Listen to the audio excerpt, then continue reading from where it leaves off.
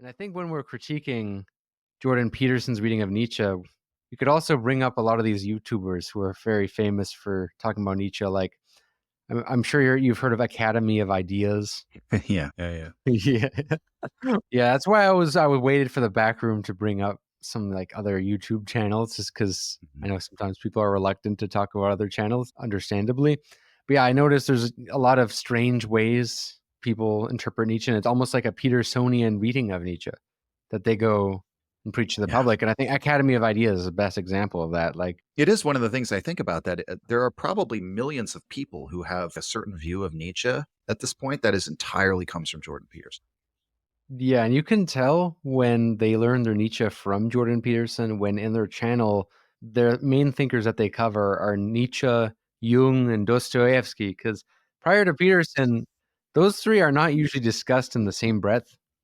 But for some reason, it's like whenever I see it, I'm like, oh, this is a Petersonian channel, not just like a Nietzschean channel. It's a Petersonian channel. And one of the oddest things about Peterson, which relates to your point about Peterson perhaps being a postmodernist in his own right, is that Peterson always invokes perspectivist type of arguments. I don't know if you caught that Sam Harris Peterson debate back in the day when he was like, well, it depends on your definition of truth, Sam. Yeah, I listened to that whole thing, and you know what's very funny about that? So it has the effect of turning Nietzsche into, again, being used as the mouthpiece for an ideology that's the refutation of what he believed in.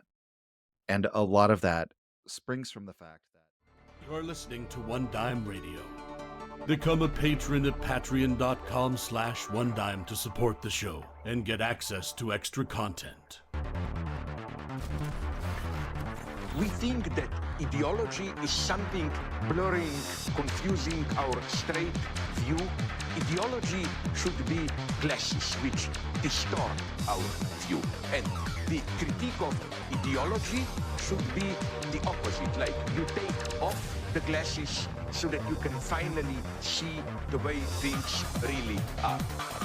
When you talk about a revolution, most people think violence, without realizing that the real content of any kind of revolutionary thrust lies in the principles and the goals that you're striving for, not in the way you reach them. Philosophers call someone a relativist, by which they mean it's a person that holds that any view is as good as any other view. My simple response to that is this: no one holds that view. No one believes that every view is as good as every other view.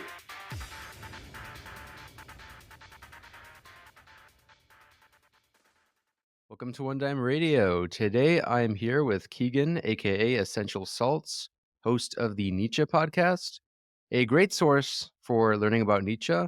And trust me, there are a lot of really bad sources on YouTube for learning about Nietzsche. Some of the most popular ones, in fact, I think are quite terrible and give people a very inaccurate reading of the text. But I really appreciate your breakdowns of Nietzsche's texts, like Beyond Good and Evil, Genealogy of Morality, because it had been a long time since I read Nietzsche. Nietzsche was one of the first thinkers I ever read. It had been many, many years since I read Nietzsche, and about, I think, a year and a half ago or maybe 2 years ago, it was right after COVID, I had begun to reread some of Nietzsche's texts, and I kind of wanted to freshen my understanding up, and I found your stuff, which was breaking some of this down. And you touched on like the actual specifics of Nietzsche's ideas and actually quoted from the text. You didn't summarize someone else's summary, so I really appreciated that.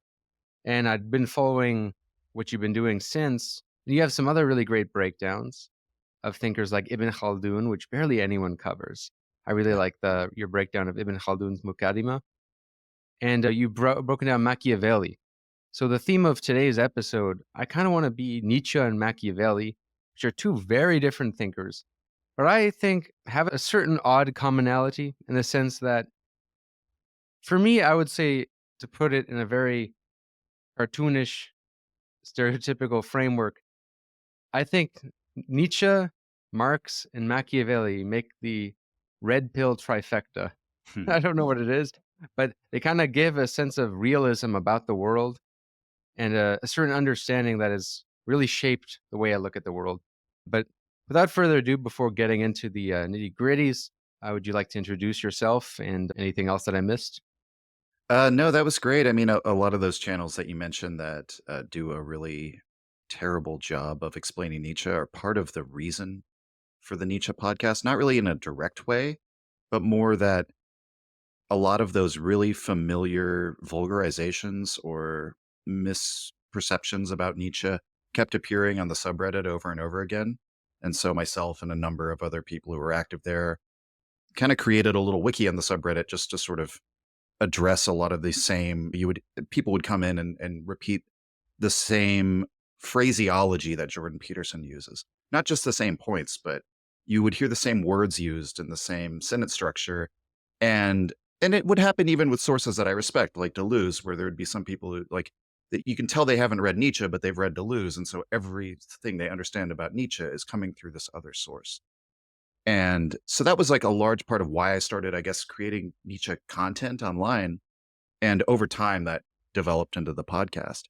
But in regard to what you said about Nietzsche, Machiavelli, and Marx, I think what unites the three of them is an attempt to, I mean, for lack of but I hate to use this term because it's so like sedate and declawed now, but trying to create a political science, basically. And a lot of people don't think of Nietzsche that way necessarily. But I mean, especially if you read the book, The Gay Science, where there's a passage, one of my favorite passages where Nietzsche says, "Long live physics."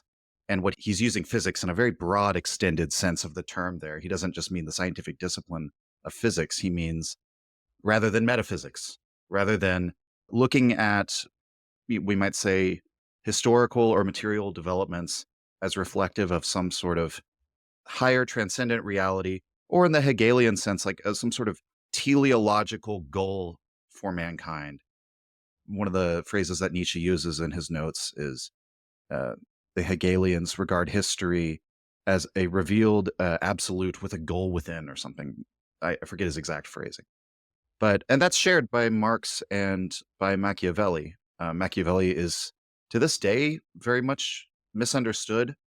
It's a mistake a lot of us make where we tend to think that I think a lot of us who are really into political or philosophical theory can often make the mistake of thinking that knowledge is far more common than it actually is. But I've kind of clued into this fact recently that a lot of people still think of Machiavelli as the devil incarnate, that he actually is a supporter of autocratic rule or something of this nature, and that the prince is an instruction manual, or they'll take the view that he's doing satire, that it's all just sort of a joke. When neither of those things are true, just at face value, if you pick up and read The Prince, he tells you very honestly what he's trying to do is understand political power from an amoral standpoint, and not necessarily, that doesn't necessarily mean from an immoral standpoint. It means that to actually understand the sociological mechanics, the economic dynamics of what's going on with political power, you can't think about it from your moral telos for how society ought to develop. That's just going to mislead you. It's going to lead you to start from conclusions and then reason backward to how you got there. And then Marx as well. I mean, obviously, again, you could say Marx, Nietzsche, and Machiavelli also have their political goals. But the way that they approach political problems and questions is trying to get down to the material reality. And the same thing with Marx. I mean, I'm sure among your audience, this is all very obvious and basic, but the thrust of Marx's career is critique. It's not this utopian vision that people like to attribute to Marx. I think that is more Hegel, personally. But we could get into that as we go on. I guess that's how I would introduce it. I see them, all three of the figures you bring up, as, you could say, realists, but people who treat politics as a science. Yeah, I would definitely agree with that characterization, the science of politics. And probably what appealed to me about all three of these figures is that they're able to separate the way things ought to be from the way things are. And Marx, although he certainly has a prescriptive element, a lot of what he's describing is reality as such. He's not trying to blend in his characterization of the reality with his description of the reality, although you could argue that at some points he does that. I think in Capital, it's really the best example of the science of politics. The lines get a little blurred in certain texts, like, of course, the manifesto. But that's a product of a certain context and of a It's not like his shouldn't be judged as his main theoretical work. It's really a sort of pamphlet, right? To be read by masses of people. It's not like Capital. And with the science of politics, which I think is interesting to bring Nietzsche there, because he's usually viewed at in this abstract, apolitical way, and I can't stand that. Because Nietzsche is extremely political, and I like to be real with the fact that Nietzsche is not a person of the left. I think Nietzsche is a right-winger, but he's also not a right-winger in the way that would really fit into any right-wing categories of today, like conservatism, definitely not fascism. This is something that you alluded to people who only read Deleuze and get their idea of Nietzsche from Deleuze. You can really see that when they depoliticize Nietzsche and they talk about his they like ideas like the free spirit, but they don't like they don't deal with his aristocratic politics. Mhm. And with someone like Nietzsche, if you treat him like a contributor to political philosophy, and my background is in political science, and I always found it interesting that he's not a person usually taught as a political philosopher. You study him in philosophy or continental theory, not usually in political science, unless you have some very based professors. But he's interesting because, yeah, I mean, there's something about Nietzsche, especially as it pertains to his theories of power, that I think have a lot of use for, I think, people on the left that might not be pleasant to deal with. Very unpleasant realities, ugly truths. This is how I see Machiavelli too. And perhaps you could view him as a devil incarnate for that. I think what people miss is exactly what you said, which is he's not an advocate of autocratic rule. He was a Republican. And he kind of thought you needed more. Well, I think a better way to look at him, instead of seeing him as a advocate of autocracy, I think he's the godfather of managed democracy. Because, Machiavelli, when he advocates for giving more power to the people or having a system more dependent on the people's will, he's saying that because he thinks the people are more stable as a stabilizing, legitimating force, whereas it's the aristocratic families that are always fighting, right? And I like that you covered the discourses on Livy, because that's what people don't cover. People only cover the prince, right? Right. The discourses is like, I think it's where he lays out his own political vision more clearly. So yeah, I really appreciate that. And one other thinker I would add to this canon, this trifecta, is Ibn Khaldun. I think Ibn Khaldun is part of the science of politics. And I have to just say for a moment, what made you want to cover Ibn Khaldun? Because I would never have thought to read this guy if it wasn't for studying a history of Middle Eastern politics course in grad school.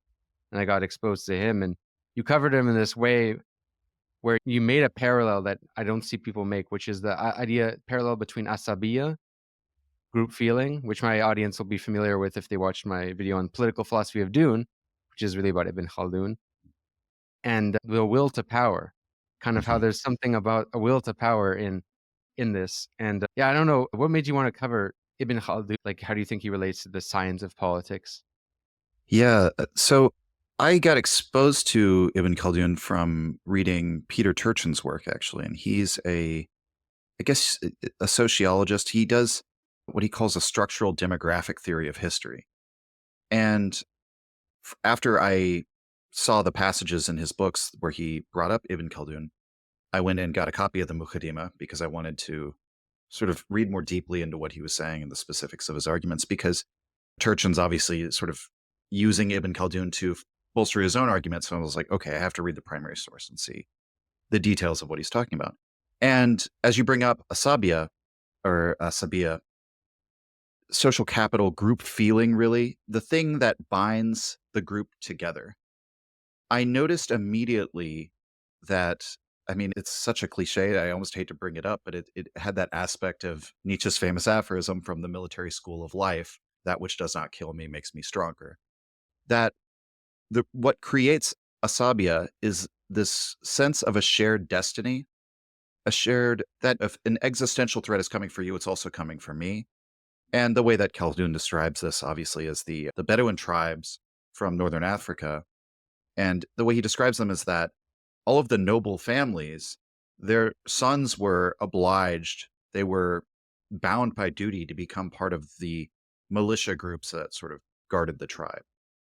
And that was sort of you might call it like a part of the noblesse oblige on like a tribal scale, but that was what bound everyone together, was that you didn't have a sort of removed elite that has other people do their fighting on their behalf. No, your sons have to go and do the fighting, basically. And that he describes sort of just the hardship of living a nomadic lifestyle in the desert environment, and how basically he sees this cyclical history where these groups would come in, these high Asabia groups, take over one of the sedentary coastal Mediterranean cities, and then establish a new dynasty, a new aristocracy. But then he sets it at about 3 generations. Basically, by the 4th generation, the aristocracy is a completely detached elite, which has no sense of being bound together with a shared destiny with the rest of their people. And what was interesting to me about that, and why I drew the parallel to Nietzsche, it kind of touches on something that you brought up before, is that this individualist reading of Nietzsche. This comes from people who are on the left. It comes from people who are on the right as well. Like individualism, especially in America, can sort of manifest. It can kind of, to use Deleuzian language, it's a force that can seize and appropriate the right or the left for its own ends. Individualism is just this really powerful cultural force in America. And a lot of people tend to read Nietzsche that way. There's the people who tend to blend Nietzsche with Ayn Rand, or Walter Kaufmann, I would say, is probably the noblest version of this, that he really wants to glean everything that he can from Nietzsche for the like liberal democratic project, and sort of point out all of the ways, which are true, that Nietzsche opposes things, as you said, like fascism and traditional reactionary conservatism. I mean, if you read what Nietzsche has to say about that, it's incredibly clear that he thinks conservatism is a kind of farce. But in any case, the individualist reading of Nietzsche tends to look at the will to power on a strictly individual basis. But if you read Nietzsche very deeply, and one of the passages that's very important for this is the passage, The Genius of the Species, which is also in the Gay Science, Book 5, Nietzsche describes consciousness as a sort of a power that is developed for the sake of communication. He says that an animal that were a solitary beast of prey would not need consciousness. The entire power of being conscious beings is in this ability for coordination. This is also somewhat in the essay on Truth and Lies in the Non-Moral Sense, where he describes language as the power of it is that it gets everyone on the same page to use the usual signifiers for the usual phenomena. So there's this way that Nietzsche sees a sort of like group consciousness as binding everyone together, that getting on the same pageness, or whatever we might call it, and that he sees the way that will to power is not something that's like strictly modal, or that it just breaks down into like a bunch of individuals experiencing expressing their will to power. The way I would describe it, that I think comes out really powerfully in Ibn Khaldun, is that the group, like, you have to reckon with the level of power you're dealing with at the level that it can actually affect you or express force against you, right? So, for example, it might be the truth that a wave is made up of trillions of water molecules. The explanation of reality that what the wave actually is just a bunch of individual atoms of hydrogen and oxygen expressing their will to power is not how we experience it. It's not how the force actually manifests itself in the world. And so similarly, Asabia is what allows a bunch of what might normally be disparate individuals to aggregate into a power which is greater than the sum of its parts. And part of why I clued into this and saw the link with Ibn Khaldun and Nietzsche was probably because I did read him through Peter Turchin, who advances a theory that civilization basically comes out of military structures. And the reason for this, the reason why we basically go from hunter-gatherers to these massive societies beyond anything that humans had managed before, where I believe it's Dunbar's number, that we're adapted to sort of a kin group of about 200 people, right? So then how do we get cooperation on the scale of tens of thousands of people in the ancient Near East? And basically the argument that he puts forward is it's a selection pressure. If I can organize 200 people to throw projectiles or use bow and arrows, but you can organize 400 people, those 400 people win every time. And that's not like The libertarians or anarchistic type political thinkers, they want to always reduce everything down to the individual, right? That's just an addition of 200 more individuals who decided of their autonomy to join. But what Khaldun points to is that, no, this isn't something that is sort of like rationally deliberated. It's a immediate material reality. We will all cooperate or we will die in the desert. And so that perception, I think, is what clued me in. And then when I read a couple of Nietzsche's early unpublished essays, like The Greek State, he talks about the state as this objectivation of instinct, is what he calls it. It's a very kind of clumsy translation. You could say an objectification or a reification of instinct. He calls it the iron clamp that basically directs or focuses all of the instincts of the individual. And Nietzsche treats that as real. He's not like a Max. I really disagree with the people who compare him to the Max Stirner. I think there are a lot of parallels, but that he would just say, oh, the state is just a spook. It's not even real. Nietzsche does not believe that at all. That is an actual power that you have to sort of reckon with. And so the group, that shared group feeling, that is a real resource, so to speak. And it was noticed by a number of like Greek and Roman authors as well. They have their sort of moralistic interpretations of it. Like the Romans will say, it's luxuria. Like it's that you're living in too much luxury that makes you soft and weak, right?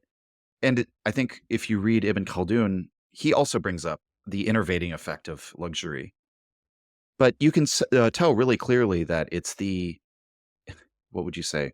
It's the willingness to view yourself as having value for a power that is greater or beyond yourself, that is worth preserving beyond who you are. And that's not something you necessarily rationally deliberate. It's the kind of thing that you come to. There's a great passage where Nietzsche says, this is where Nietzsche's sort of experimenting with more, I guess, explicit political statements in The Time of Human All Too Human, where he says, well, if you want a republic to survive, you can only let people who have children make the political decisions because only they will have the stake in the future, right? That's very funny. It kind of sounds like J.D. Vance there, I guess, but it's a modern reference.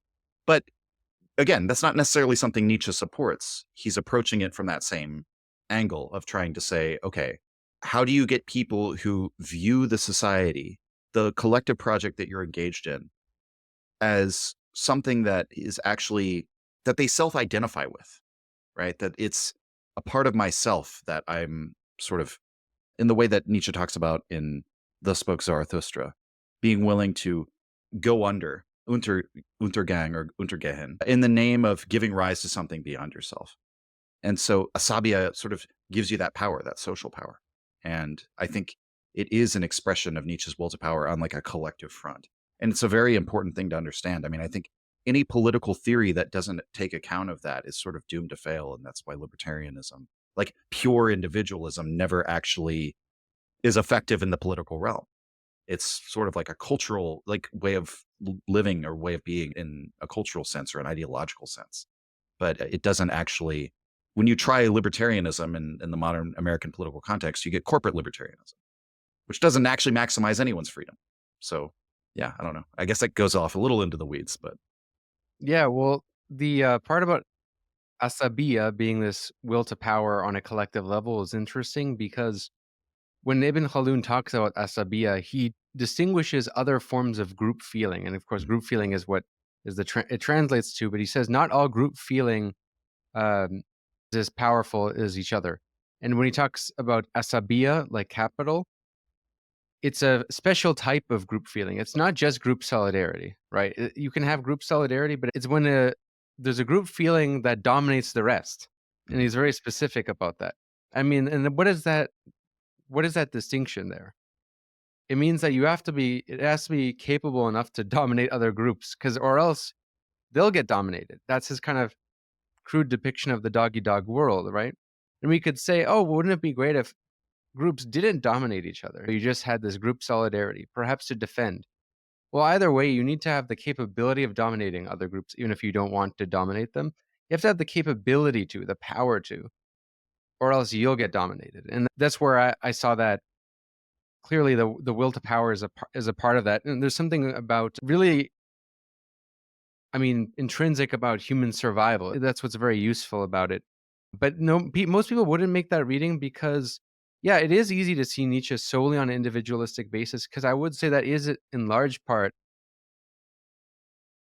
a big part of the character of Nietzsche's work, which is fundamentally more about the individual, but there are these aspects about society, about the collective, but that gets lost because Nietzsche, of course, is famous for detesting forces that try to obstruct individuality. And one of his kind of crude criticisms of democracy and socialism is that he thinks it'll make everyone the same. He thinks it'll level everyone down, and that's his at least stated reason for opposing it. And of course, a big part of this is historical because he thinks the time he's writing that if you had more freedom for the workers, it would mean less freedom for the aristocracy. And the wealthy, as Nietzsche believes, need that otium in order to think freely, in order to come up with philosophy, in order to do great art. And I like that you mentioned All Too Human, because when you were talking, I just thought about one of the aphorisms in there, and I kind of forgot exactly what the subtitle was, but it was something like the weakness of strong societies or something along those lines. I forget exactly what the subtitle was, but you might remember it. But it's where he says that there's a gift and a curse to having a society with strong cohesion, because a society with strong religious cohesion tend to survive better. They tend to have more durability in the sense that they can go to war, they can mobilize, but they also obstruct free thinking, and they can become very ossified and uninnovative and block individual thinking. But every now and then you need some heretics, some free thinkers who will challenge that.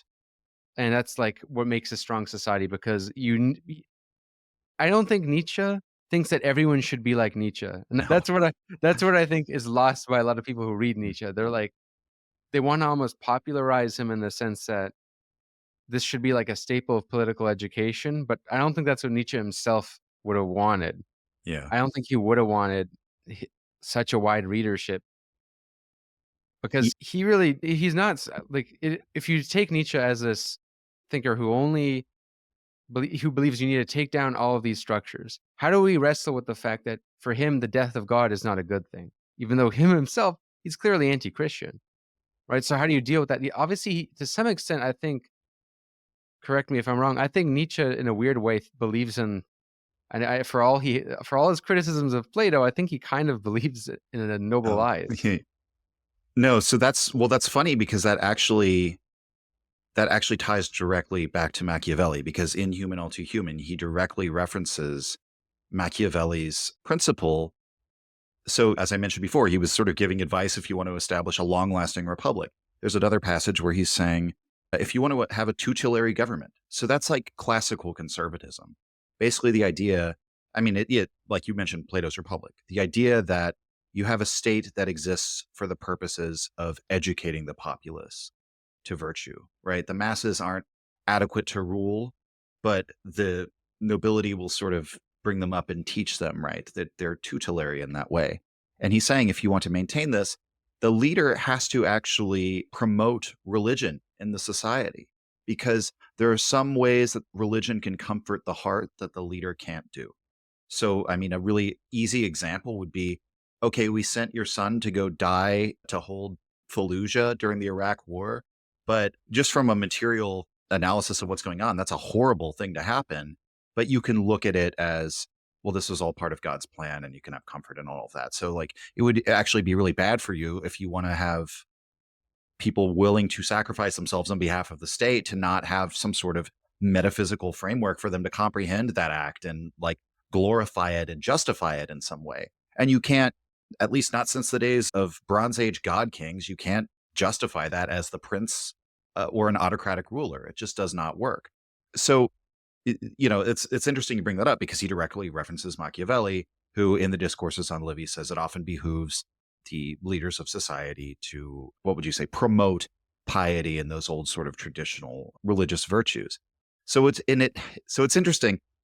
There's a lot that you said before that, though, that I could say a lot about, and I'm trying to, in the back of my mind, figure out how I'm going to disentangle all of it, because I think the reason why, so as you said, Nietzsche doesn't think everyone should be like Nietzsche. There's a great passage on the death of God called What Our Cheerfulness Signifies. That's in the final book of the Gay Science that he added later. So the initial death of God, madman passage, is sort of focusing on all of the things, all of the psychological benefits of the Christian religion that we're going to lose as a result of disabusing ourselves of the metaphysics and morality. And Nietzsche goes into this in more explicit terms. I mean, the madman passage is very poetic. We've wiped away the horizon, and what was holiest and noblest has bled to death under our knives. In Nietzsche's notes that are collected in Kaufman's translation of Will to Power, you can find in one of the early sections, basically laying out in very explicit terms, well, here's what the Christian religion did. It justified the suffering of human beings. It told them that there was a telos for life, which means that there is a necessary future that we're headed towards. There's like a meaning to this. And you could see much of what Nietzsche's doing in Thus Spoke Zarathustra as providing new justifications, new redemptions, new elevations of mankind, but that don't source to the Christian worldview, which he has all sorts of problems with, which we can get into if it comes up. Point being, in the aphorism, What Our Cheerfulness Signifies, Nietzsche sort of lays out all of that bad stuff of the death of God. But then there's a second paragraph where he says, for we philosophers and free spirits, we look upon this most momentous of events with cheerfulness, presentiment. He describes it as looking out across a wide open sea, and perhaps never in history has such a wide open sea existed. That Nietzsche writes a lot of the gay science when he's in Genoa, and you can see it on his mind. He makes multiple references to like Columbus and sea voyages. So that's where he departed from. And like there's a lot of metaphors of us, we who will sail off into this dangerous voyage, but at the end of it, there's a new world, right? That's sort of like this really interesting sort of metaphor that he uses that I think is maybe influenced by him taking his daily walks in Genoa and thinking about like this place that used to be the center of European civilization where all these great voyages launched from. But so it's right there in that passage. There's also a really famous anecdote where someone who was introduced to Nietzsche, who was a devout Christian, was asking him, oh, which of your works should I read? And he told her, you shouldn't read any of my works. I actually don't want to disabuse you of your Christianity. You don't strike me as the kind of person who would benefit from these types of beliefs, right? And so, yeah, it does almost kind of point to the like Platonic noble lie theory of rulership insofar as, again, that's from a political or a science of politics standpoint, saying that behooves you if you want to maintain your, right? I think the reason why, so that's a large part of why people read in the individualism into Nietzsche, because they sense that he's saying, I'm talking to a few people, I'm not talking to all the mass people, and they all want to be one of those people. It's also why, I mean, I don't know how much we want to get into this now. Maybe we could get into a little more later. It's the source of a lot of Jordan Peterson's misinterpretations of Nietzsche, because he reads him as a universalist, because Peterson's a universalist in many ways. Most of us are universalists insofar as believing that if something is logical and correct for me here and now at this time and place, it is everywhere else. That's part of sort of the post-scientific theoretical worldview that we live within. But if you read Nietzsche that way, you will, for one, it's impossible to read Nietzsche that way if you read him carefully, because he specifically says, I mean, the first two chapters in Beyond Good and Evil, there are aphorisms where he says, yeah, a lot of people don't actually, the way he uses the phrase, they don't actually have a right to these ideas. They just won't be able to handle it. Maybe that's super elitist. It's debatable as to sort of whether that's the right tact to take, but it is the tact that he takes. And you can't read it as if, so the death of God is a bad thing, right? For many people, but Nietzsche looks at it as if for us, we free spirits, it's actually the biggest opportunity we've ever had to rediscover or reshape mankind's values. And for Nietzsche, that's what he calls his great politics. He basically thinks we have to go to the source. We have to look at the value judgments that are at the basis of civilization, of society, of culture. And politics will sort of follow after that in a way. It's going to the psychological depths in a way. For Nietzsche, values are psychological, right? So a good example of this would be Christianity. St. Paul is one of those great legislators of values. He completely reshapes the psychological reality of Europe to where everything that the pagans considered good and just state of affairs. We are in charge because we are the good, noble people. Worldly success and ambition. And it's perfectly within the morality of paganism to go impose your will as a political body on someone else. St. Paul would say all of that is bad. All worldly ambition is bad. The world is a place of sin. Your flesh is sinful. It's only the grace of God that allows you to be good.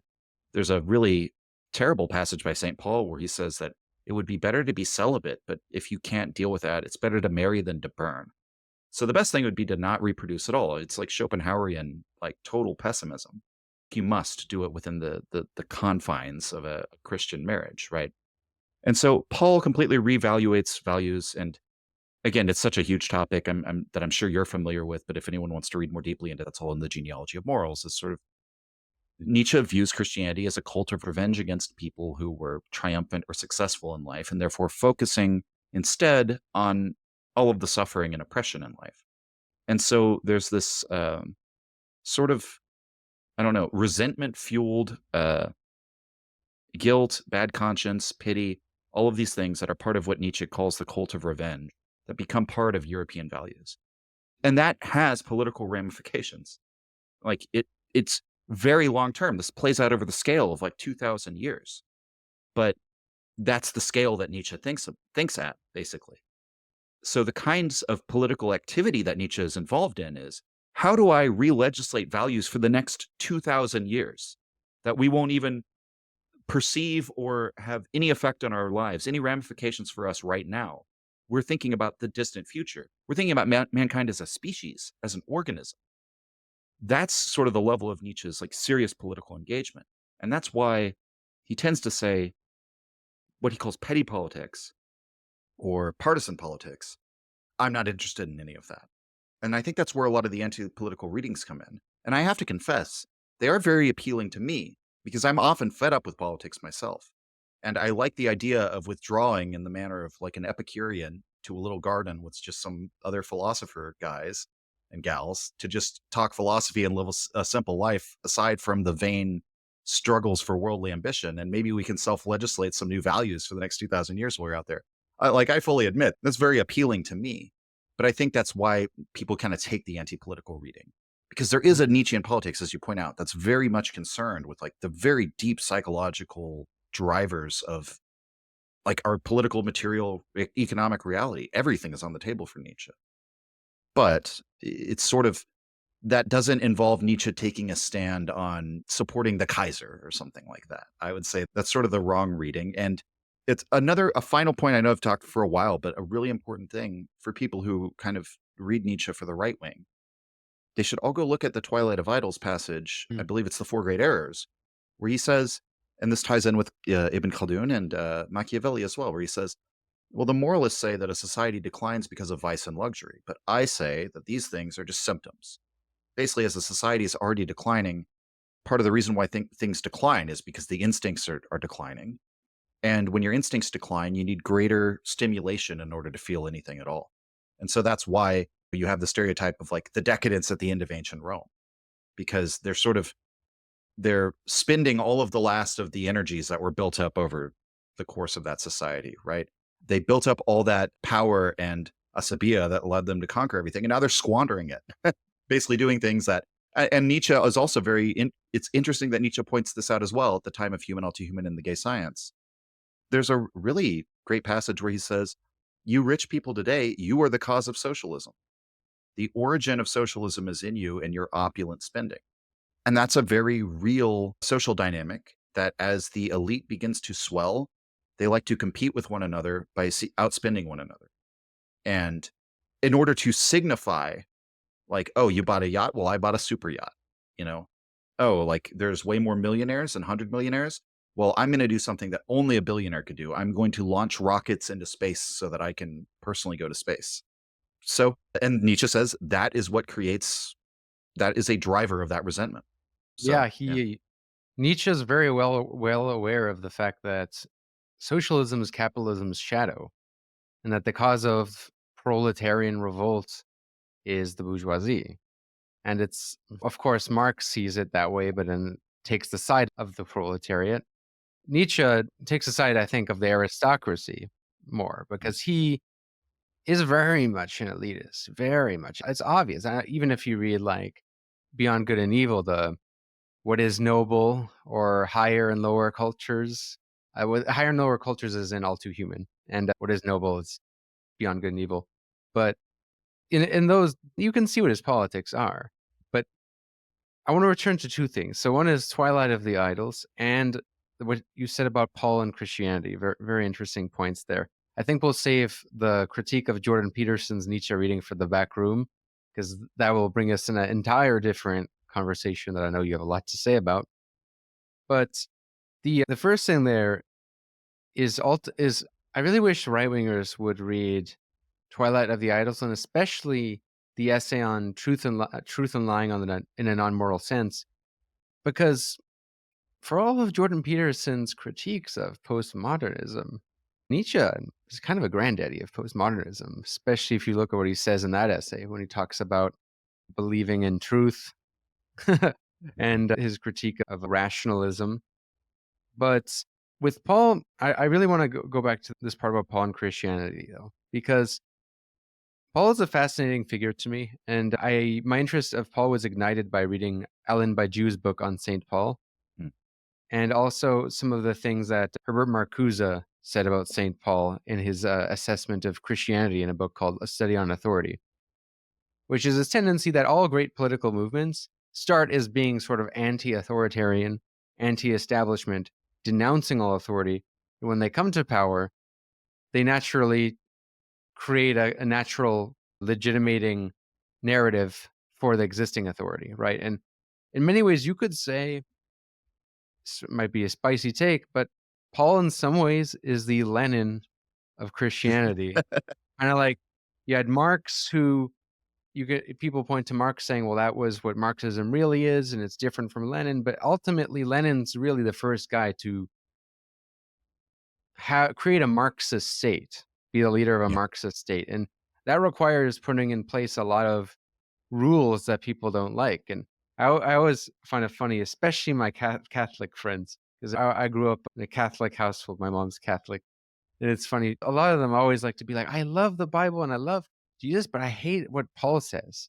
Paul is the part I dislike the most. And it's funny because Paul is, though, the guy who creates the real rules of Christianity that make it sort of able to control people and establish itself, which is, I think, a great part of Christianity's success, and how creating also a retroactive narrative really defines Christianity as we know it. I mean, Paul is the quilting point of Christianity, if you will.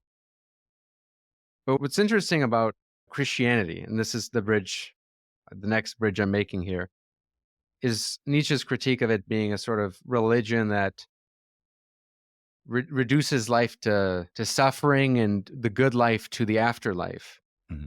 And what I found interesting, and I'm curious what you think about this reading of Nietzsche, or it seems to me that for the most part, Nietzsche thinks that this Christian narrative that encourages people to set the good life aside and to have a guilty conscience and to believe in the afterlife, etc. He thinks that this empowers socialism. It seems to me that he thinks it empowers the poor, and it gives them also a whole moral system where they can say the poor, well, the weak will inherit the earth. The meek shall inherit the earth. The weak, we are good because we're weak. The powerful are bad because they're powerful, etc. He thinks this empowers the poor, whereas I think the opposite. Mm-hmm. I always feel like it's actually disempowered working class movements, because working class movements can say, well, we'll turn the other cheek. We can't be authoritarian. We can't be like the bad guys. And really, movements that have failed, I think, have this sort of thinking, whether it be protest movements that are saying, let's obey all the laws because we're good because we have the right cause. It's the powerful people who do the bad things like violence. Or whether it be movements in power like Allende, I think is a good, interesting failed socialist movement, because he wanted to play by the rules. He didn't want to crack down on any opposition.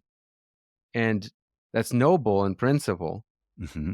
But ultimately, I mean, Castro gave him that gun, and he gave him that machine gun as a symbolic gesture to say, well, you're gonna use this on your enemy or yourself. And he used it on himself Right. because he wanted to play by the rules, and he was trying to say, well, we're not like our opposition, and they got destroyed. So I don't know what you think about this reading, because I think this is something Nietzsche was wrong about. Nietzsche thought that this sort of slave morality, which he thinks is present in Christianity, empowers the poor. I think it's the opposite. I don't know what you think about that. Yeah. So there's a lot there. So one of the things, okay, so the first point I would sort of make that, again, definitely marks Nietzsche out as a man of the right and not an ally of the left. But I think the way that Nietzsche sees that working is not necessarily that slave morality is actually going to empower the poor. Now, in the long term, there's like the last man and sort of that whole idea. I'll get to that in a little bit. But the first thing I would say is that oftentimes what he talks about is sort of the negative effect of slave morality. So we'll use the example of Christianity. In the Antichrist, he says, so initially these Roman slaves and proletarians and underclass adopt Christianity. And they're foreign peoples oftentimes ruled by this tyrannical power. They have no power in society at all. And the Christian message in some sense is like appropriate for them. So another mistake that people make with Nietzsche, yes, he does make value judgments, but not in a moral sense. The way that Deleuze puts this, I think, is very helpful. We always have the sense, things always have the sense and value that they have according to who and what we are. You would expect them to come to that viewpoint of repudiating worldly power and ambition when the image of that it's like a boot that they're under. But then when Christianity goes and sort of infects the Teutonic barbarians and the Franks and all of these people who Nietzsche describes as cruel men who still had the power to hurt, what does that do to them? Because they're not people who are part of the underclass. And his narrative about that is that they take that cruelty and direct it inward. And that's where you get the dismal workshop of the spirit, where you basically have resentment has to go somewhere. The priest comes along and says, the reason why you suffer, the tension that you feel is yourself. And so you redirect it. And that's how you have this ever heightening guilt, where the guiltier you feel, the better person you are, because you realize how wretched and sinful you are, right? Peter Sloterdijk has a really interesting way of talking about this in his speech, Nietzsche Apostle, that I'm going to be covering in the next season of the podcast. He basically describes it as like a change in the language game. Following McLuhan, he says, what language originally did, or sort of naturally does, and still is its function, is to sort of, it's a way for a group to esteem themselves and esteem one another. It's a form of mutual recognition, and he calls it like vibrating in a redundancy. So it's not just the content. He says it's like communicating states of affairs is not the primary function of language. It's to incorporate the states of affairs into a glory. So originally it was self-glorification, but then you see in the Middle Ages, the Christian era, the way that we sort of eulogize and give praise is all to God, to the other world, and talking about how he is so great because look at what a sinful wretch I am. He saved a wretch like me. How much greater is God for the glory of that? And so this language game becomes, instead of like self-affirming, becomes like self-denigrating. And so to circle back, I think the initial psychological picture of that I think Nietzsche like worries about is that this sort of dismal workshop of guilt will get into people who do have power. And that, from the one hand, you might look at that from maybe a naive view and say, well, what's the matter with that? There are a lot of parallels to modern politics. I try to avoid talking too deeply about modern politics just for a variety of reasons. But, we might look at the whole, like, the Baizuo phenomenon as the Chinese word for white left, sort of making fun of predominantly upper middle class leftists who have all sorts of personal amenities and actually greatly benefit from the current social structure and their economic standing. But they feel this guilt because that's been inculcated into them socially, according to, if we're following Nietzsche's theory here. And so then you get these like sometimes opulent expressions of self-flagellation as a way of that actually has the effect of maintaining the system in many ways, because it's a way of them dealing with the bad conscience that they have. And so again, you might look at that and say, well, it's better to have an elite like that who's guilt-ridden than one who just is like of the Greek master morality that sort of says, I can do whatever I want with you, right? And is totally autocratic and tyrannical.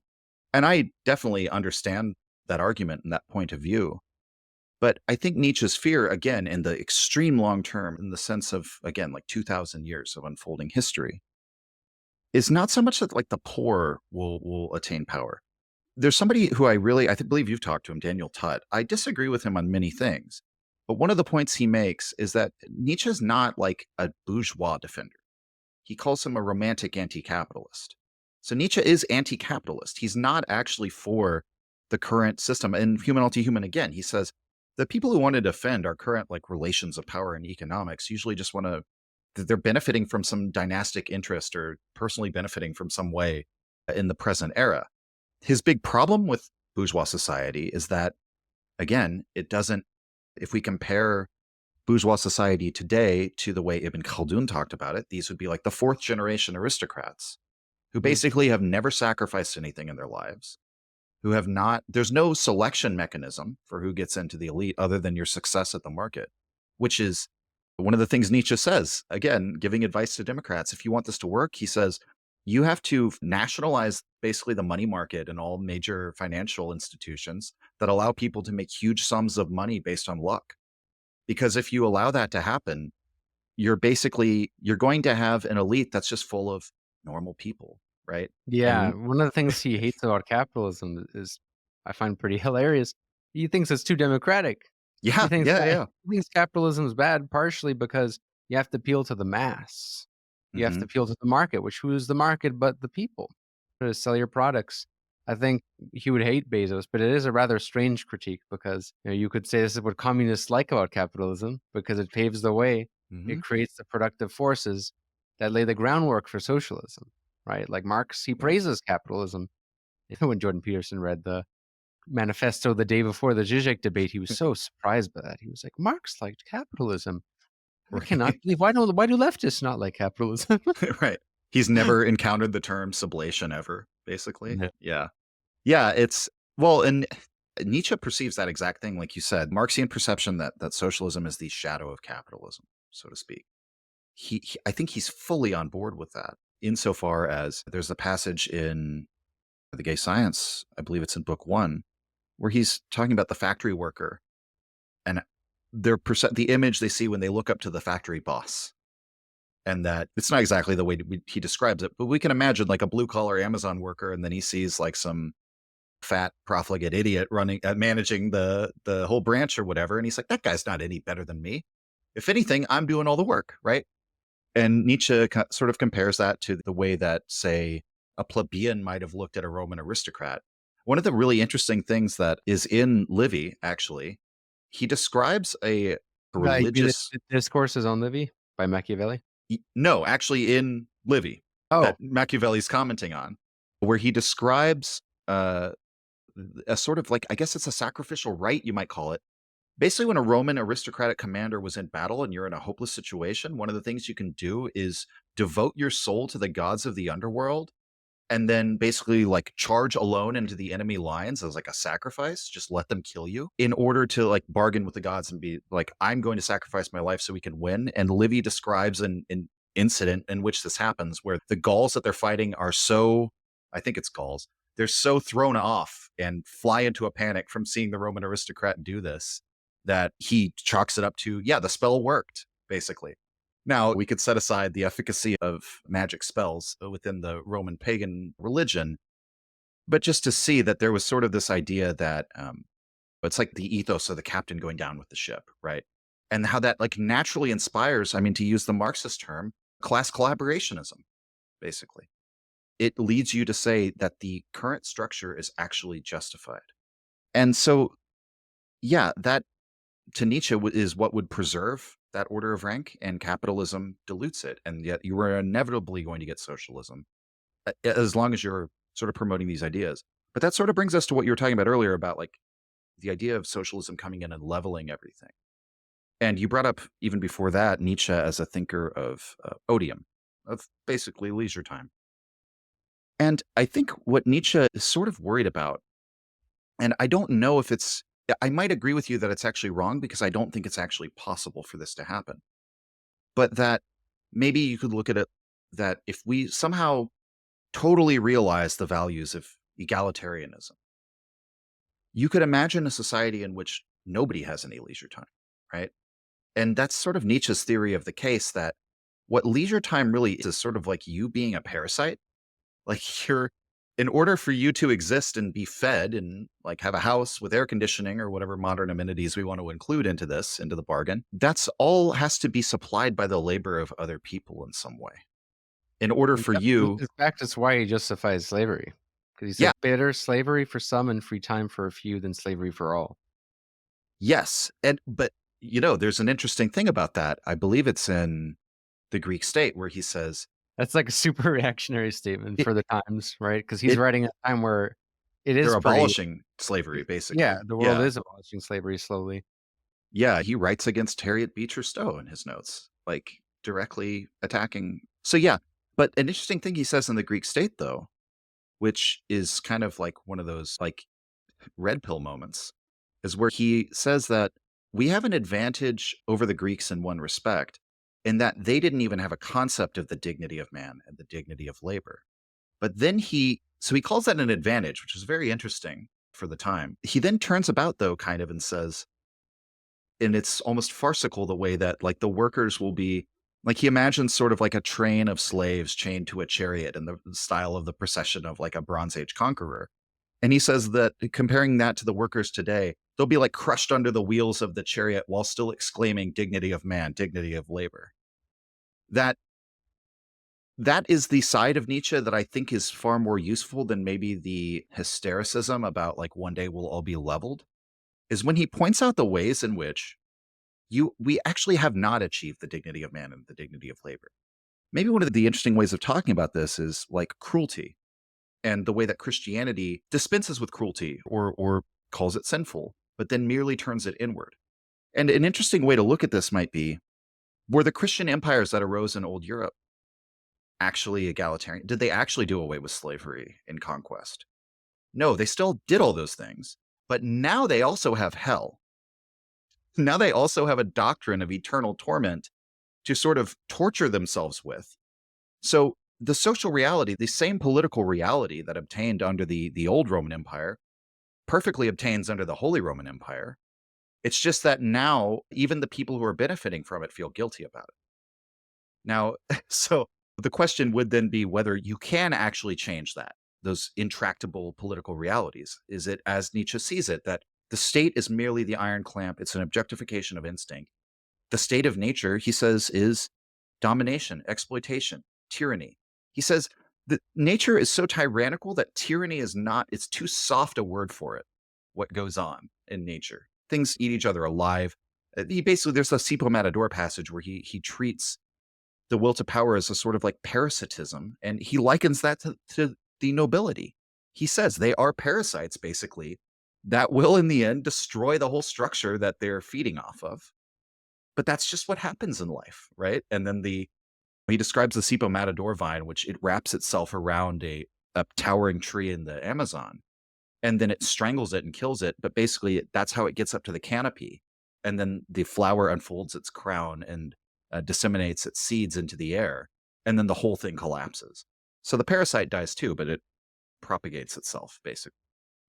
And so, if that is just a reality, that we live in a parasitical sort of biological reality, then for one, that makes a lot of Nietzsche's own worries about the leveling kind of declawed, because you would have to conclude that's not going to happen. Something more like Robert Mickle's political theory might happen, where you start out democratically and then you create an elite democratically, and you continue to replicate that. Only now that elite sort of justifies itself by occasionally self-flagellating and, Through democracy. right. Democracy is like the legitimating principle for authority. That's how I view actually existing democracy. It's more of a method of legitimacy as opposed to a goal that these societies are necessarily moving towards. I would agree with that. Yeah, I think so. I think, and I don't know how much of this, some of it's in Nietzsche, but a lot of it I would get from maybe other thinkers. A lot of what democracy seems to do is obfuscate power to the point where you're more concerned with like the cultural beliefs of the guy living in another city from you than you are in sometimes really complex and like really specialized economic trends that the average person's never going to understand unless they really apply themselves to it. That might like really give them a lesson in power. Like there's a guy, I guess he's broadly on the left, sort of a, I guess, public commentator, political commentator named Matt Stoller. And one of the things that he's always emphasizing is like the left needs to like pay more attention to like things like business law and like economics and things like that, and less attention to the the flavor of the month like dispute going on in some state over like, did you hear what this governor said or did? Like that, this micro level sort of disputes that basically locate the enemy in somebody with a different ideology from yourself. And I notice that tendency with democracy all the time. And in one of your videos on the Cultural Revolution, that's a topic that Adam Curtis has covered. I think we've brought up Curtis already, but His depiction of it's the inaccurate. revolution is kind of all over the place. Yeah, I think he's more of a man. This I is get such his a point though. His overall point that he's making in that series was interesting, especially the part about the episode on Tupac. I thought was really cool. I think he's more of an artist than like an actual documentary filmmaker. So you Mm. kind of have to like watch a lot of his films with like a grain of salt. Yeah, But there is a, like as you said, there's like usually an interesting point or interpretation there. And I don't know, one of his sort of orienting principles is the way in which culture sort of absorbs any sort of like energy that might be counter to like the current like dominating power structure. That when you express your opposition to the hierarchy in the domain of culture, whether you're for or against, right? You're sort of playing in this fake domain. That you're in like a Baudrillard-esque sort of like simulacrum. And that is something that I think Nietzsche also keys into, which is another thing that drives the anti-political readings of Nietzsche, because he tends to see culture as symptoms, or what would we say, like current political, even actual outbreaks of wars and things like that can be seen as symptoms. For him, it always comes back to psychology and therefore to physiology. But yeah, I think that was the thing about Adam Curtis that I really liked, is because he seemed to key into that culture oftentimes as a symptom. One of the things he brings up in hypernormalization is in New York in 1975, where everything's falling apart, the economy's in the dumps, there's rampant crime, and basically the city's being in a way sold to banks to sort of manage the city's finances. And at the time you have this sort of like new radicalism where it becomes cool to be detached and not fight against any of this, but to just take it in with a cool detachment. And that, so it's like, is culture the thing that's active there? No, it's the thing that's sort of, I mean, to use modern offensive vulgar language, it's a cope. I mean, I agree. Like people say politics is a downstream of culture. I don't really buy that, honestly. Right. It's affected by it, but they're not the same thing. I think when we try to oppose politics through the cultural realm, we sometimes assume it will manifest politically, but politics is a whole new ballgame with its own science separate from culture. Not totally separate, but it's a fundamentally different thing. And when it comes to politics, that's something that I find interesting about left Nietzscheans, because I totally get what they like about Nietzsche in the sense that I can see how Foucault was so inspired by Nietzsche. And when you Yeah. read Foucault, it is sort of like a red pill in a certain sense. Like you see power all around you, that there's all these power dynamics. And one thing I really find interesting about Nietzsche is that he's so observant, especially considering he's writing before the likes of Freud and before the likes of modern psychology, about some of our most primitive impulses are not that logical, but sometimes power driven. Like sometimes even generosity can be driven by a feeling of power, right? And this discussion of the feeling of power, I think, is something that is very interesting about Nietzsche that I think leftists often do and should understand. Because if we take a, for example, like a Rousseauian idea of human nature, which is that people are inherently good, and the more power you get, the worse you become, as opposed to like powerlessness can corrupt as well. We can get kind of diluted. And you mentioned my Cultural Revolution video, right? One of the lessons of that video, the second video, was that when one thing Mao really didn't predict was that Mao genuinely believed that if you gave power to the people, they would build communism. And it might seem like a very cynical reading of that event, but the thing about the Cultural Revolution is the worst aspects of it were not top-down tyranny. Like, it really wasn't a case of Stalinist great purges. It wasn't a case of Nazi Night of the Long Knives. It really was people bullying each other. It was fundamentally very ugly. And that's something that I thought was a lesson that a lot of people forget with the Cultural Revolution, is that when you just give people the authority, the freedom to enforce communism or to spread it, they might just use it as a way to legitimize their feeling of power, their enjoyment of power.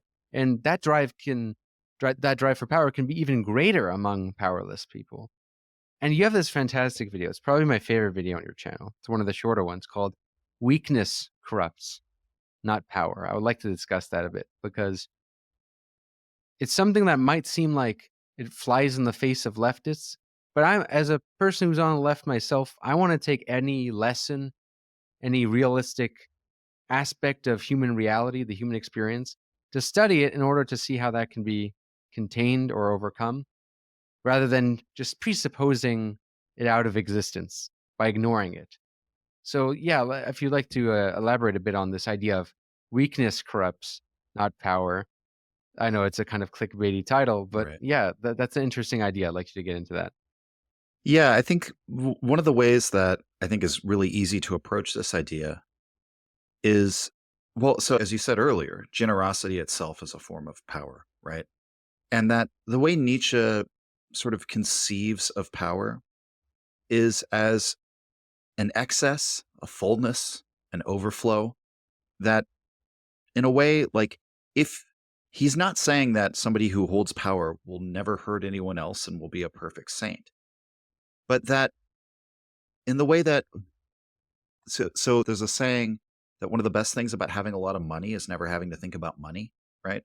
So one of the things about having a lot of power is that you're not like constantly obsessed with other people who are competing with you, right? Maybe to quote somebody who is the devil incarnate for much of your audience, Peter Thiel, competition is for losers. And I actually love that phrase, because there is a sense, Deleuze brings this out very well, actually, that so a lot of people will read into Nietzsche that what Nietzsche says is everything is a war, everything is a struggle, right? Think about just the use of language. If you say, like, it's a struggle for me just to get up in the morning, that doesn't convey strength. That conveys like extreme weakness. A state of struggle is one in which there is not a well-defined power, right?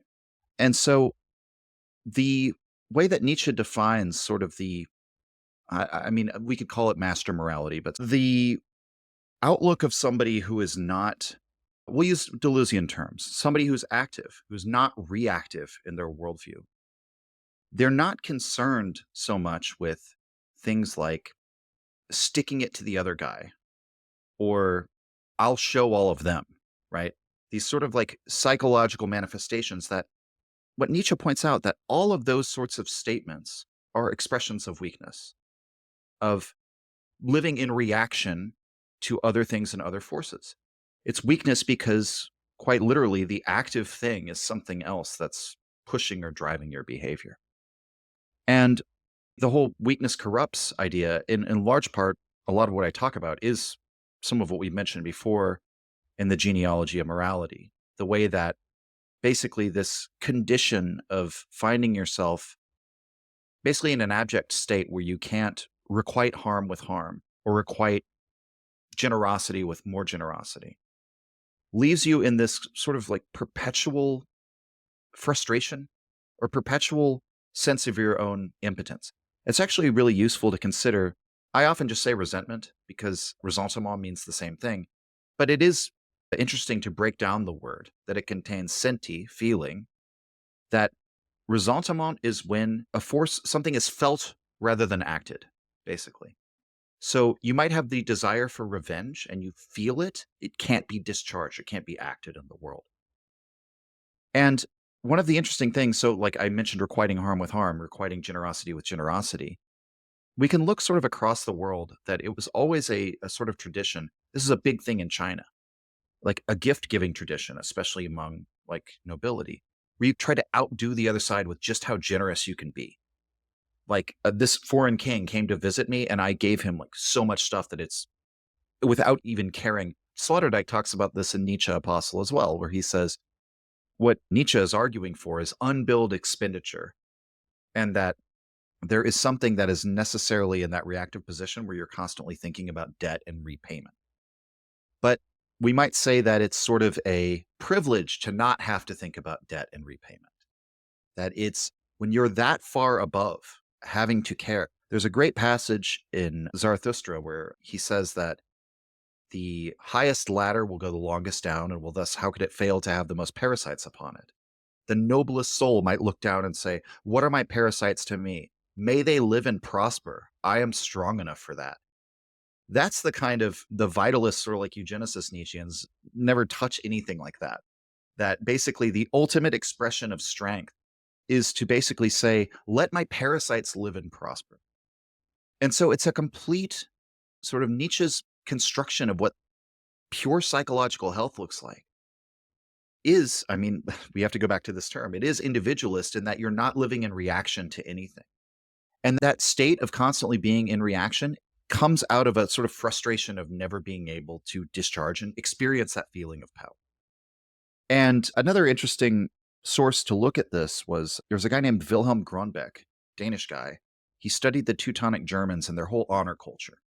And he basically comes to the conclusion that they, like, taking revenge was the ultimate expression of ecstasy in the Teutonic culture. Because he describes it as like, if a slight has been done to you, that's an affront to your honor. And he says, but honor isn't something that you can do without, like, and just kind of make do without. It's like a festering wound that gets bigger and bigger without recompensing it, right? And this all sounds very strange to modern people. I'm personally very glad we don't live in an honor culture and that I don't have to worry about getting challenged to a duel or something like this. But what that expresses, Nietzsche talks about this in Human All Too Human. He describes two types of revenge. He says that in the animal kingdom, what do I get at this? So like if you stub your toe and you feel like white hot rage, right? Even though it's like an inanimate object. Like, I don't know if anyone's ever had this kind of reaction where you like stub your toe on something and you like kick it. You're like, ah, dang it. It's an inanimate object. It can't hurt you. It didn't intend to do that, right? Why would you have that impulse? Well, Nietzsche says that initial impulse is just, it's like the fight response. It's the reason why that's there is to safeguard the organism because something's attacking you and you should fight back at it. But then he says there's a second type of revenge. And that's the type of revenge we see with conscious, calculating beings such as ourselves, who can retain the sense impression of being harmed or slighted in some way. But he says that when revenge is enacted by that kind of person, the kind of revenge, what is the Klingon proverb, revenge is a dish best served cold, that when somebody follows a course of revenge like that, oftentimes it is detrimental to the person taking the revenge. I mean, how many stories are there about this in the fiction of the Western canon? That like, I mean, there's even a James Bond movie where he says that there's a proverb when one sets out for revenge, one must first dig 2 graves. Like you'll destroy yourself in the course of doing this. And so Nietzsche points out it's the complete opposite of like the initial natural sort of healthy impulse to lash out at what's attacking you. When you let it sit and fester, and that's in Human All Too Human, right? So that's before he comes up with his idea of ressentiment. When you let it sit and fester, it becomes that second type, which is ultimately self-destructive to you and to everyone else. And so that's really the full meaning of weakness corrupts. Setting yourself into a reactive relationship with some other force where you're basically constantly wanting to get recompense against them for some past slight, is necessarily a state of weakness. And it will ultimately lead you into thought patterns and behaviors that are self-sabotaging.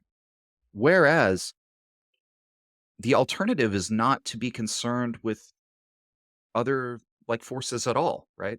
Again, the idea of being, I'm so wealthy, I don't have to worry about money. I'm so powerful, I don't have to worry about like what is my enemy doing or planning or something like that.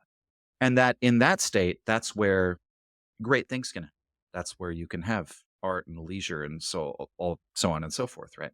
So I think the important thing to me is that oftentimes people look at Nietzsche as just sort of sanctifying or justifying the current power structure. I think a lot of what he would have to say about the modern world is that, I mean, he says it in Zarathustra, rabble below and rabble above. He doesn't think just by the very fact of you attaining power doesn't mean that you are actually expressing sort of like the psychology of a powerful person. You could have already been corrupted by weakness. And I mean, we could look at numerous examples of this. I mean, it's almost like cliche at this point, but you could look at Hitler as somebody like this. You could look at Pol Pot as somebody like this. Just the fact that they attain power doesn't change the psychology of what's happened to them. And I think a lot of this is actually borne out by modern day psychoanalysis, like on the individual, like human level. People who get abused typically are not better off for that, right? If they have some sort of traumatic experience or something like that. We don't typically say, well, that strengthened them up, right? Usually that leads to like a lifetime of trust issues and things like that. So it's taking that very basic observation, or we would consider it basic today, and applying it on a grand scale. Well, I'm glad you brought up those dictators, and I'm glad you brought up psychoanalysis, because the obvious counter argument to the idea that weakness corrupts and not power, and that if you're used to having power, you don't have that need of power to quench all the time, you might be more virtuous, perhaps.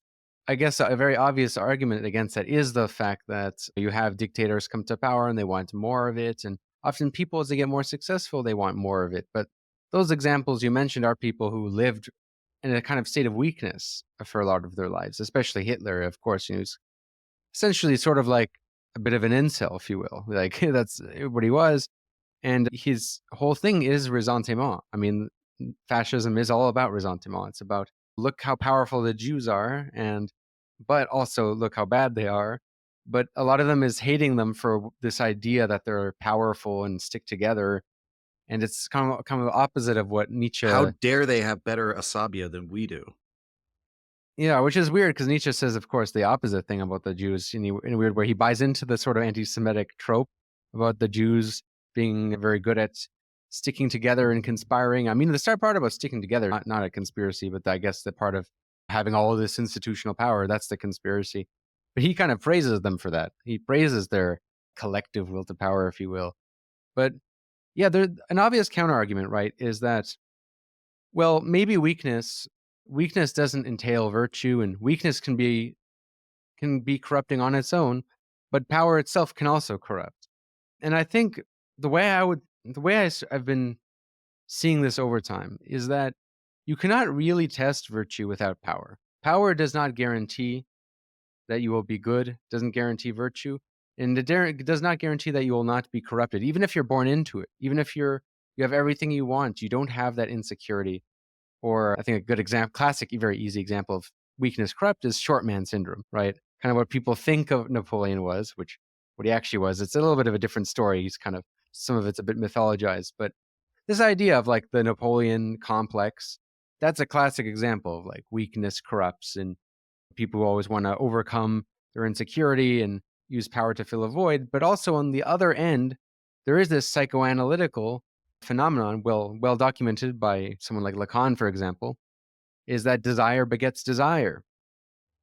Desire will only lead to more desire.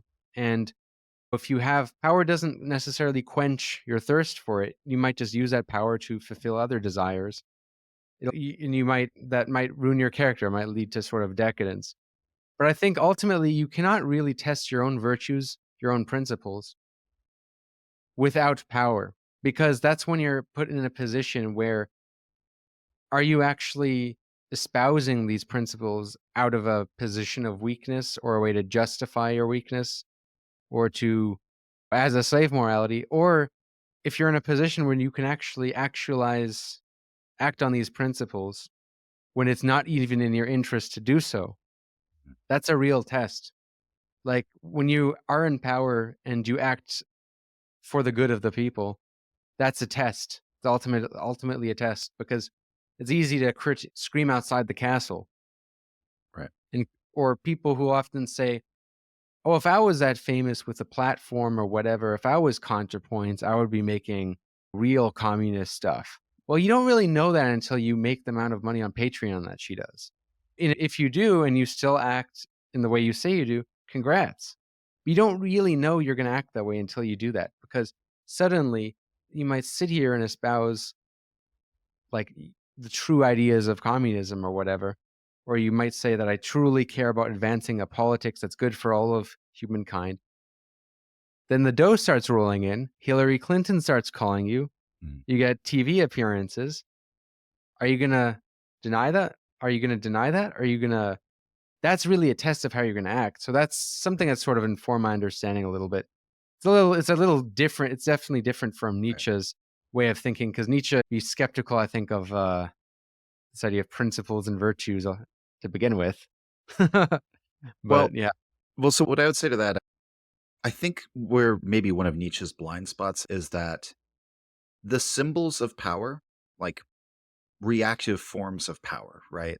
How I am perceived, and that I get to hold the scepter of the throne, right?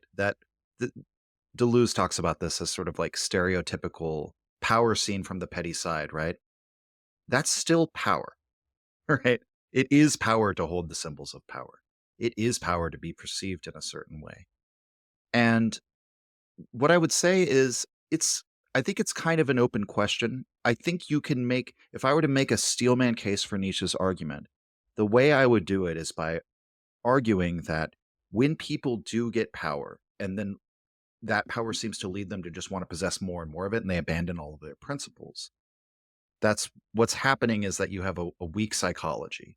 And that one of the things Nietzsche says, I mean, it's where you kind of fall back on Nietzsche's sort of argument that he just talks to extraordinary people, right? Because what he says is most people who want to be liberated for a yoke don't have any sort of great project. Like, they want freedom from, but they don't have a concept of freedom for, of what they would actually create and do. And that if you had that, he might actually agree that it's 1 in a million that somebody gets into power who actually has some sort of creative, productive vision of what to do with it. The other caveat to that is that it really depends on what we mean by the word corrupt. So when I'm using the term weakness corrupts, really what I'm getting at there is that there is this particular psychological dynamic that can make you resentful, which is, as we've said, other-directed, self-sabotaging, and ultimately just increases the sum total of suffering in the world. The powerful person who isn't resentful and isn't other-directed and is completely just like, I'm trying to create this great project.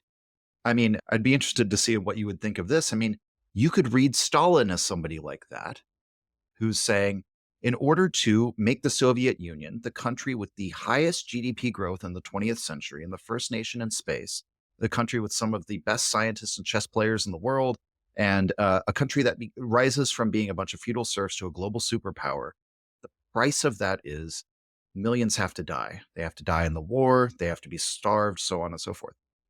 I think it's a hard argument to say, well, Stalin was just resentful and trying to get revenge on the world. That would be like the Jordan Peterson understanding of what happened. Sorry, I know we keep saying we're saving it for later, but it's so funny because it's like, you do see those kinds of misrepresentations, right? But you could look at that as like, maybe he wasn't corrupted by weakness. That doesn't mean that what he's doing is necessarily going to accord with like the moral standards of what we generally consider to be like human dignity and human worth as laid out by the Enlightenment and so on and so forth. Like I completely agree. You could have somebody in the comments of that video, people were bringing up Genghis Khan. And I'm like, yeah, it's kind of a hard argument to say that like Genghis Khan hurt people because he was hurt. he just comes from a different morality than we do, right? The point, and it's not really Just that, the girl rejected him. He went and right? raped half the world. Yeah, well, and that people, so I could see that as people saying like, well, it's no small comfort to me that Genghis Khan wasn't doing it out of like some sort of psychological resentment, right? It doesn't matter to you if Genghis Khan is conquering out of a fullness and an overflow. Like, I mean, who cares? If you're one of the people at the end of the sword, it really doesn't matter. The point, I think, the usefulness, if we just want to take Nietzsche's idea not as like a dogma that like power never corrupts, but just as like the really important nugget of wisdom there, is that the later acquisition of power doesn't undo the corruption of weakness. And there's a logic in Nietzsche that is very interesting, that often the way he talks about things, whenever there's a logic of development, it's usually a degeneration or an error. So like Hegel, for example, is always sort of seeing, what would you say, a sort of like unfolding revelation of the truth or something like that. You have sublation building on sublation. For Nietzsche, usually, like, if you look at how the true world finally became a fable, the history of an error, it's like, how does this error get worse and worse, right? And so I think with the whole idea of weakness corrupting, it's power doesn't make you better. Weakness just corrupts. I think that could be the strongest statement of Nietzsche's argument. It's not that power will necessarily improve you. And that's often the situation with Nietzsche, where it's, again, one of the reasons why he goes at the conservatives, where he's like, you don't get to go back. Things just decline, and then something new has to be born. And that, I think, is the way Nietzsche tends to think about it. That's a really good way to put it. And I think that might be one of the reasons why I've been increasingly looking at the liberal tradition and what things it did get right, in terms of, for one, no one should have all that power. No man should have all that power. And I still believe that. I'm skeptical of the idea that if we only get the great minds, the great people who have the good psychology, who won't be corrupted by power, then we'll be good. I think that is a gamble, fundamentally. Like, yes, great dictatorships can exist. Great dictators can exist. Great leaders can exist, but they're rare. They're few and far between. And I fundamentally think no power is absolute. You need to kind of have you need to have a democratic system for leadership, a democratic principle for delegating authority, for holding it accountable. And at the same time, though, I'm skeptical of the anarchist conclusion, which is to dispense with representation and to give power directly to the people. In some ways, perhaps you can, but I'm not so convinced that if you have anarchism on a mass scale, even if it's local in various different areas, that you won't get a lot of the problems that you did in the Cultural Revolution, with bottom-up type revolts, where people police each other. Because, as you said, power corrupts, but weakness also corrupts. Well, there's another example too, because you might look at the Cultural Revolution as like a left-wing instance of like anarchy replicating the same sort of power dynamics that it's trying to get away from. Yeah, and I want to specify for the anarchists who are going to be typing like they did in that video, who will say, well, it's not really freedom to revolt if you were allowed to revolt by the demagogue, being Mao. And it's like, they have a point to that. It wasn't anarchism, but I mean, he did give power to the people, but it was because he thought that they would act in the way he wanted them to. But still, I mean, what are the worst things that happened? It was people like essentially doing these struggle sessions where it was like, oh, do we vote on whether he's a revisionist? Yes, he's a revisionist. Okay, let's go beat him up. Right. Yeah. Well, and I wanted to point out that there's an example on the, like, I guess you would say the imperialist, settler, colonialist side of people anarchistically replicating power structures, and that is Manifest Destiny. That is largely an anarchistic process. The US government oftentimes told people, we have a treaty with this tribe, do not go there. And people went anyway, because they knew as soon as they kill some of us, the army's going to have to come in, and then we'll end up taking this by force anyway. There's free land here. Like, land is, I mean, that's such a huge driver of social inequality, is rent seeking, and the fact, like, we can enrich ourselves this way. So you can look at it again, that I'm sure there are anarchists on the right wing who would take issue with that and say that was encouraged, and there were all sorts of cultural factors and like a zeitgeist behind that. And there was the US government did benefit from that and they did participate in it eventually.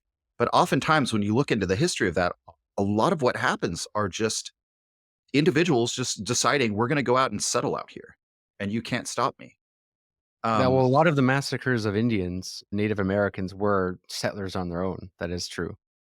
Right. Well, and it's like, so Actually, in the colony that was the worst was Australia, which was a penal colony, right? It was Right. the one founded by the working class settlers. Kind of had the worst treatment of the natives in terms of like sheer brutality. yeah. I mean, yeah, it was. I would say like Australia was probably the worst, worse Yeah. than And Canada, worse than New Zealand, and even worse than the United States. yeah, I remember some Australians were like taking the piss out of me when I was backpacking through Europe about like the Native Americans. And I was like, you guys were like doing this shit until like the 70s, dude. Like that's like way more recent with them, like a lot of the like really serious violence and stuff like that. But yeah, I mean, and again, so you can look at that a number of ways. You could look at that as like, again, as I said, maybe there's like a certain cultural zeitgeist or like their upbringing, and I'm sure that all has to do, like racialist theories, all of that has to do with it. But Actually, sorry to that your point before I forget. I mean, yeah. look at the Israeli settlers.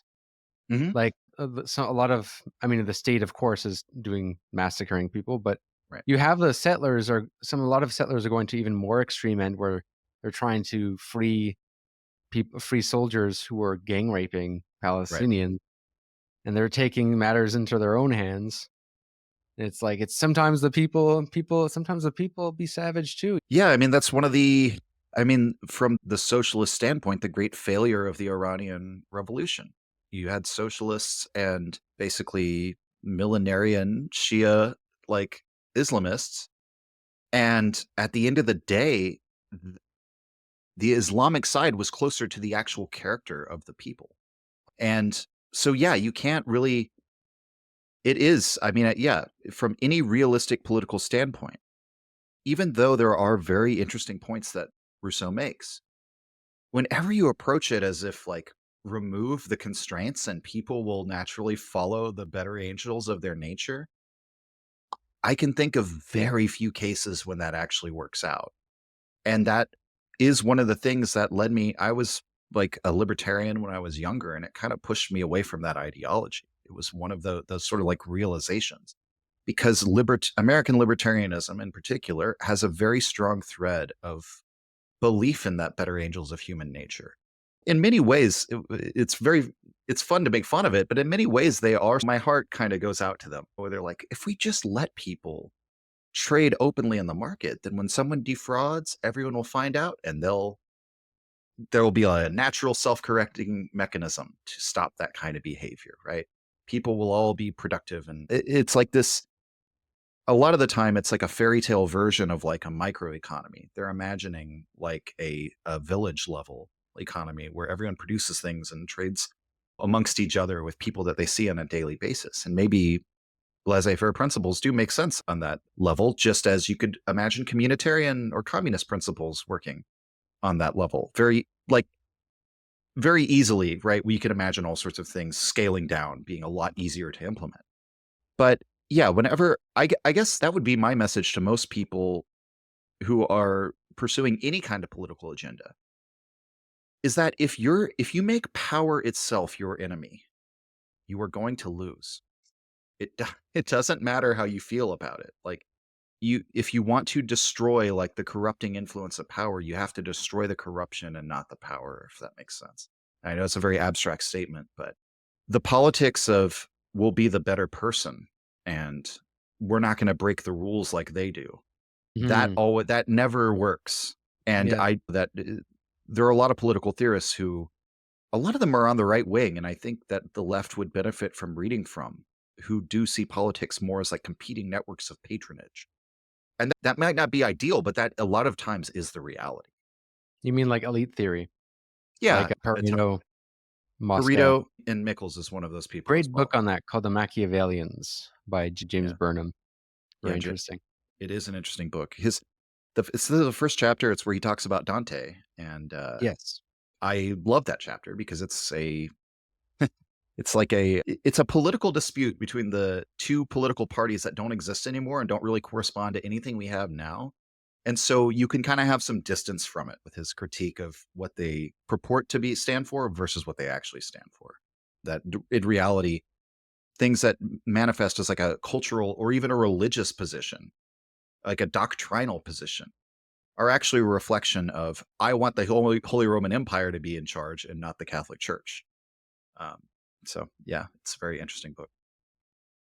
One of the central contributions that I see of Machiavelli's republicanism is, of course, this idea that no one should have all that power. And most people aren't used to that being a contribution of Machiavelli. I mean, that is his contribution. It's not just how to seek power, how to get it, which is sort of the message of the prince. But in discourses, it's really ultimately he distrusts the idea of power being overly concentrated within an elite that can't be held accountable. And he sees there's room for the people in being a source of legitimacy for a regime and a way to hold them accountable, that the rulers should actually pay attention to what the masses want, appeal to them, right? And what's interesting to me is that very rarely is Machiavelli read in this way, but there's a left Nietzscheanism which wants to take some of the things they like about Nietzsche, such as the analysis of power, and perhaps maybe take conclusions that Nietzsche himself would not take, which is that maybe we can escape power, overcome it, and it's sort of like people who read Foucault, who read his stuff on governmentality and how there's all these systems of control, and their sort of instinctual responses, let's like not have a system, break down the system as such. Not just the system, but a system, right? Right. Having no system, no governmentality. But it surprises me that there's left Nietzscheans, but not left Machiavellians. And that's something that's interesting, because maybe that's just a product of language and taboos, because there's not very few people on the right who openly call themselves Machiavellian either. It doesn't help that the term basically has been turned into a pejorative. Yeah. Yeah, I mean, it's crazy that it's considered a dark triad trait. It's not even, it's totally disconnected from its political origins. It's at this point just a characteristic that's synonymous with sociopathy, which is, yeah, definitely stigmatized in a way. But Althusser makes this observation in his book, Thoughts on Machiavelli, which is really a series of lectures. And he says, no one calls themselves a Machiavellian. People will call themselves Nietzschean, they'll call themselves Marxian, they'll call themselves stuff that is very taboo. No one will say, I'm a Machiavellian. Right. That's quite interesting, because Machiavelli, in many ways, I think, is to Nietzsche's left in a lot of ways, because Nietzsche doesn't trust the people at all, right? He's skeptical of the rulers, but he definitely does not trust the people. And I think Machiavelli is sort of a godfather of modern managed democracy, like in the sense that he supports a form of democracy, but that's very much constrained.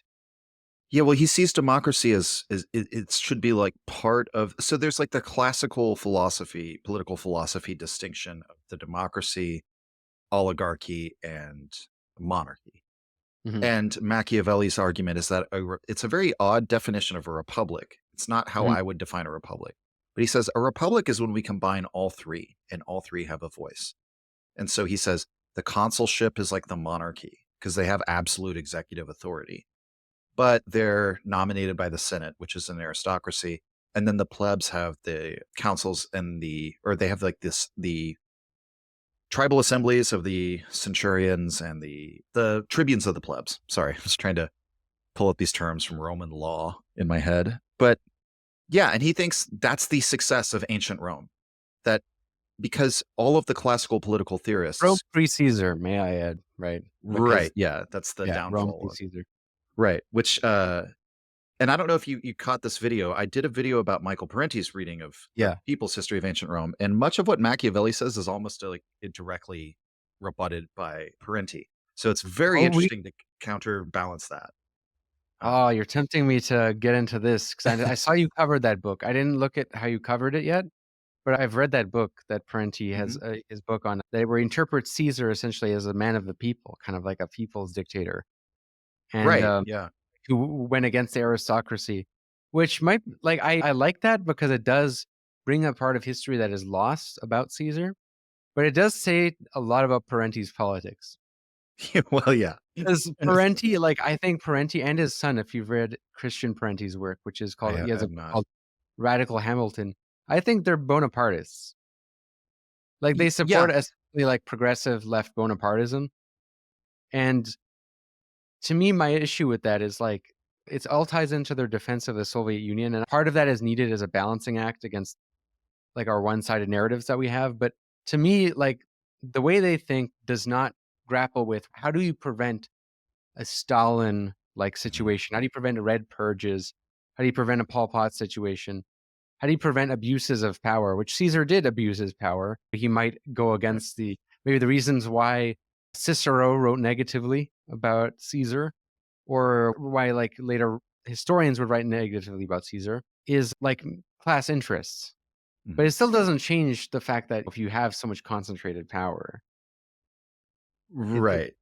and, like, yeah, to me, like, Parenti is kind of he tacitly endorsing Bonapartism in a lot of his analysis. Same with his son, who is his book praising Hamilton against the other founding fathers, and anyone who knows Hamilton is the most pro-centralist, right? Yeah, he's like right alongside. That puts Christian Parenti right alongside like Curtis Yarvin with their interpretation of Alexander Hamilton, which is very fascinating. Yarvin is a far right thinker who's like, Alexander Hamilton was the first monarch of America, and that was good. Actually, this is also his position. He also says that about Lincoln and FDR, which is that's all very fascinating as well. But yeah, I would also read him as a Bonapartist, and you should keep that in mind. It's like what Nietzsche says, that the work is an involuntary and unconscious confession of its author in that way. And so, of course, that's what he sees in Caesar. The interesting thing about it, though, he does actually give the nuance to say, look, I'm not actually saying Caesar was like a communist revolutionary. I'm just saying that, again, as you point out, the reason why they opposed him was he was trying to do land reform and trying to basically enfranchise the proletariat. And that threatened the way of life that the aristocracy had lived. And there's a huge part of that revolution that's almost never discussed in modern sort of Rome, when people just sort of talk about the fall of the Roman Republic, that there were public lands called the Ager Publicus that the smallholder farmers were allowed to use. Basically, they paid like a small ground rent to the public treasury, and then you can farm these lands.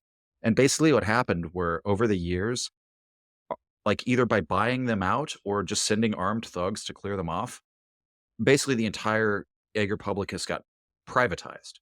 And so there was no land for like anyone to, and that was like your way of being a middle class. Like Parenti's argument is basically that the smallholder plebeian, who was like a military veteran, was like the middle class of ancient Rome. And that what the aristocracy did was they just hollowed that out. They like broke the back of their own economic system, which is typical elite behavior at that point in where they were. And that Caesar, again, he's not a revolutionary, he's a reformist. He's basically saying, we are going to do this, and I'm going to take autocratic power to do this, because if we don't, that's the end of Rome. And so similarly, like what you read into Machiavelli and his position, that the people have to be given a voice within the power structure, or it will destabilize. And every classical political writer, I believe it's Plato who has the list of, not only does he list all of these forms of government, but he says, okay, you have monarchy. That's like the good form of one-man rule, but that can turn into tyranny. You have democracy, which is like the good form of the people ruling, but that turns into autocracy, which basically means it's like a kleptocratic sort of form of government. And this would happen often in ancient Greece. Fustel de Coulanges talks about this. He says the state basically had absolute power because it was established as a religious institution. They didn't have this concept of individual rights and liberties.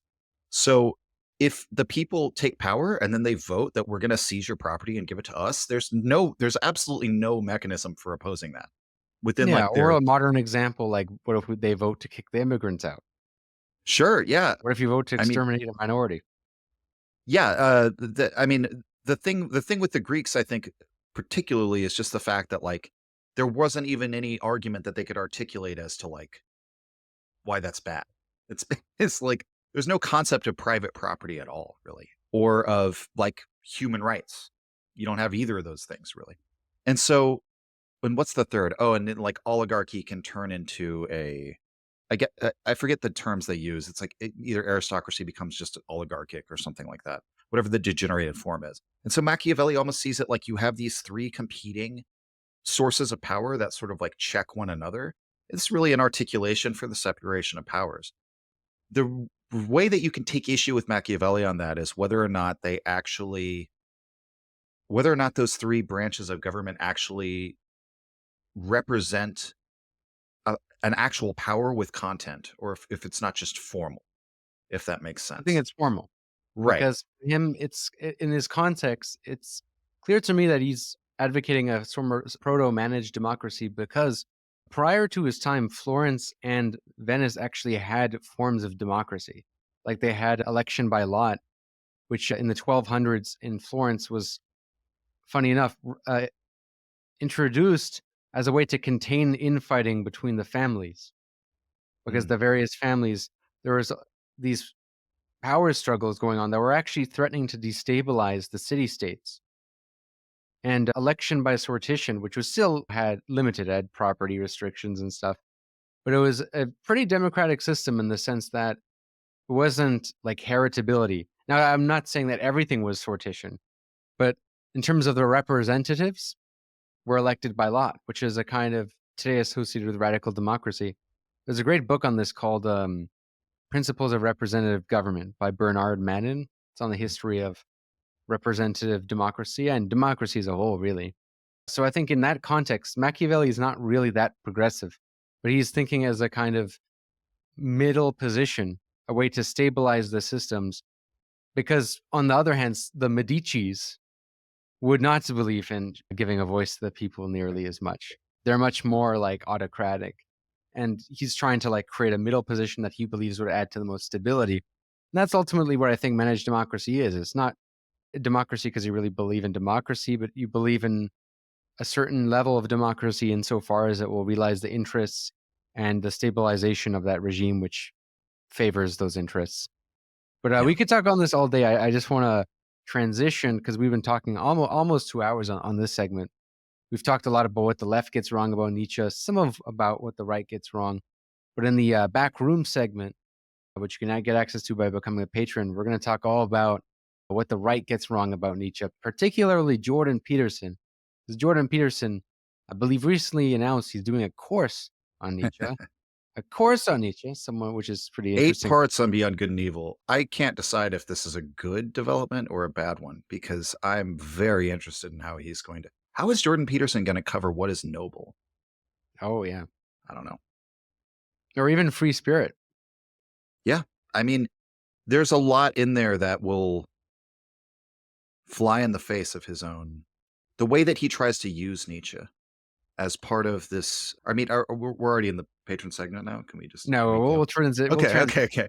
Well, I want to ask you. That's good. That'll tease it. Yeah, that Joe Rogan clip where he's trying to flip Nietzsche on his head a little bit with the Christianity thing was interesting. But yeah, definitely become a patron and to listen to the Backroom if you haven't already. You get access to like over 33 episodes at this point, exclusive episodes. All the cool kids join.